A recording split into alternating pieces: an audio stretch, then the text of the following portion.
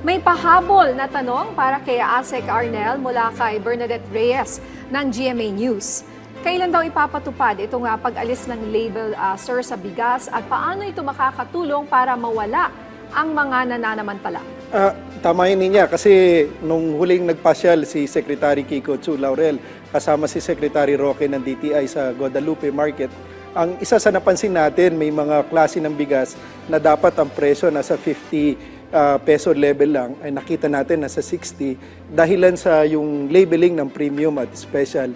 At yun na nga yung minungkahi ng ating kalihim na tanggalin itong mga label na ito. Nagkaroon na ng unang pagpupulong kahapon at ngayon ay ongoing ang konsultasyon sa ilang mga industry stakeholders excuse me po, sa bigas. At sa mga susunod na panahon, magkakaroon ng announcement ang ating kagawaran hinggil dito sa pagtatanggal ng mga premium at special na label at titingnan kung alin yung talagang mas maganda para sa kapakanan ng ating mga kababayan.